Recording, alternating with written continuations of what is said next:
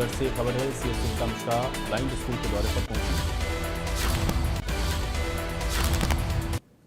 Blind school के sector 26 Chandigarh में foundation day पर हरियाणा की एसीएस सुमिता मिश्रा आज यहाँ पर पहुंची है। मैम, आज फाउंडेशन डे पर आज यहाँ पर पहुंचे हैं आपने छोटे बच्चों को, जो कि ब्लाइंड है, किसी की 80+% विजिबिलिटी है, नहीं है, और कोई कम्प्लीटली ब्लाइंड है। उन्होंने बहुत सारे कल्चरल परफॉर्मेंसेस भी यहाँ पर किए। क्या कहना चाहेंगे? नहीं, मुझे बहुत ज़्यादा खुशी हुई आज यहाँ आके। अक्सर मौका नहीं भी मिलता है, पर ये एक बहुत ख़ास स्कूल है और ये इसका 54th फाउंडेशन डे था। दिनेश कुमार कपिला जी जो चेयरपर्सन हैं और उनकी पूरी टीम यहाँ बहुत अच्छा काम कर रहे हैं और लगभग 170 बच्चे हैं, लगभग 100 बच्चे यहाँ हॉस्टल में हैं, जिसमें ऑलमोस्ट आधी लड़कियाँ भी हैं। तो ये एक बहुत बड़ी जिम्मेदारी भी है और एक बहुत महान काम भी है। इन बच्चों को यहाँ पे एजुकेशन, ट्रेनिंग, हमने उनके गीत सुना, डांस देखा। तो ये एक ऐसी चीज़ है जो पूरे समाज को मिल के एक पॉजिटिव माइंडसेट से हमें योगदान देना चाहिए।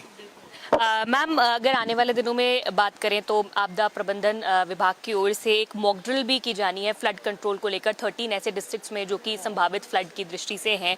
क्या कुछ इसमें रहने वाला है? किस तरह से ये मॉक ड्रिल जो है इसका संचालन? Good question. ये मॉक ड्रिल हम 3 फेजेस में करेंगे और ये नेशनल डिजास्टर मैनेजमेंट अथॉरिटी के साथ मिलके वी आर डूइंग।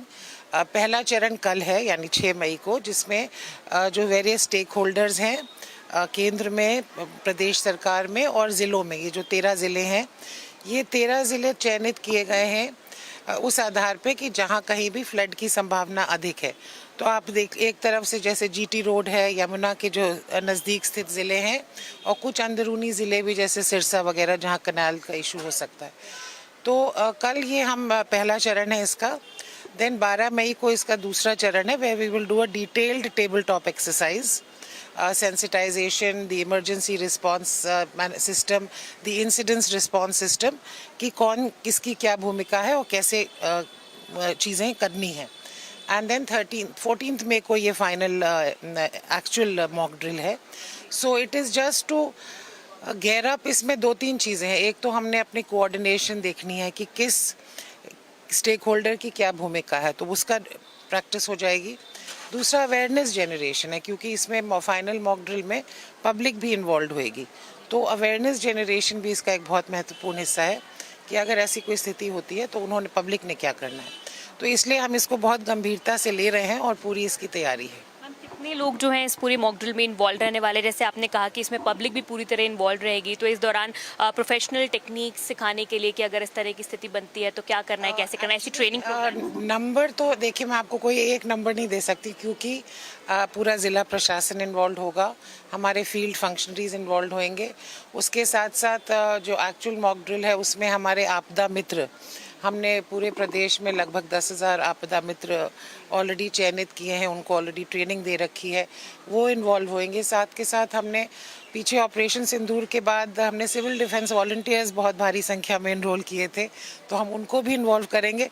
तो ये एक बहुत बड़ी संख्या होने वाली है। So at this point I can't give you X number, वो हम शायद आपको 14 तारीख को दे पाएंगे। मैम, एक और सवाल है, क्योंकि गर्मी लगातार बढ़ती जा रही है लगातार, तो फायर की जो घटनाएं हैं वो भी हम देख रहे हैं कि अलग अलग जगह लगातार हो रही है। तो क्या मैम इसको लेकर कोई इंस्ट्रक्शंस आपने दिए हैं कि तमाम जो उपकरण है उनकी चेकिंग हो जाए, ठीक रहे, क्योंकि जब भी अगर उनकी ज़रूरत पड़े तो ठीक से उसका इस्तेमाल हो सके? नहीं, बिल्कुल सही। इनफैक्ट गर्मी को लेके मैं सिर्फ फायर पे नहीं बात करूँगी, because I am also looking after health. तो हमने हीट स्ट्रोक रिलेटेड भी एडवाइजरी जारी की है और उसकी हम डेली रिपोर्ट ले रहे हैं, डेली मॉनिटरिंग हो रही है और इंस्ट्रक्शंस हैं कि जो हीट स्ट्रोक की प्रबंधन के मैनेजमेंट या प्रिवेंशन के लिए जो भी ORS है, IV है, एवरीथिंग शुड बी अवेलेबल। कोई भी चीज़ किसी भी मरीज़ में सरकारी अस्पताल को बाहर से ना लानी पड़े, और इसकी हम डेली रिपोर्टिंग ले रहे हैं। जहाँ तक फायर की बात है, yes, fire is part of our emergency services and disaster management on the revenue side. So उसकी भी हमने इंस्ट्रक्शंस दिए हैं टू बी फुली अलर्ट। और फायर एक डायल 112 से जुड़ा हुआ है, तो उसमें हम लगातार मॉनिटर करते हैं कि हमारा रिस्पांस टाइम क्या है और वो कम से कम हो।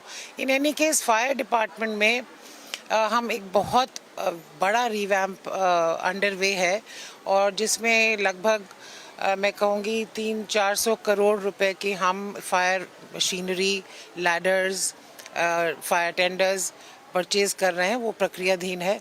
तो एक बहुत बड़ा रिवैम्प कर रहे हैं, स्पेशली जैसे हमारे एनसीआर के ज़िले हैं जहाँ पे ज़्यादा इस चीज़ की सेंसिटिविटी भी है। So that is also under way. One last question ma'am, हमने पिछले दिनों रेवेन्यू डिपार्टमेंट में देखा था कैशलेस जो रजिस्ट्री है वो आई थी। आगे आने वाले कुछ नई चीजें आने वाली हैं रजिस्ट्रीज को लेकर? Yes, we are planning. एक तो पेपरलेस रजिस्ट्रेशन हमारा स्टेबलाइज हो गया है, अब हम उसको और अपग्रेड कर रहे हैं। मई के महीने में ही हम पेपरलेस रजिस्ट्रेशन 2.0 लॉन्च करने जा रहे हैं। Secondly, auto mutation. आज के दिन क्या होता है, आप रजिस्ट्री करा भी लो तो फिर वो रेवेन्यू रिकॉर्ड में अपडेट नहीं होती, फिर उसके लिए आप अलग से चक्कर काटो और म्यूटेशंस की पेंडेंसी बढ़ती जाती है साल दर साल।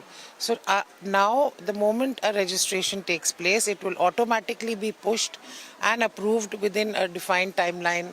आई थिंक 5 days हम रख रहे हैं and the revenue record will be updated. So वो एक बहुत बड़ा फीचर है एंड वी आर ऑल्सो कई और चीज़ें हैं which are in the pipeline, one of them being the revenue court management system। शुक्रिया बातचीत करने के लिए। तो इससे सुमिता मिश्रा बातचीत कर रही थी जिन्होंने अपने विभाग से जुड़े हुए तमाम सवालों की जानकारी दी। कैमरा पर्सन जतिन के साथ साक्षी शर्मा, इंडिया न्यूज़ हरियाणा, चंडीगढ़।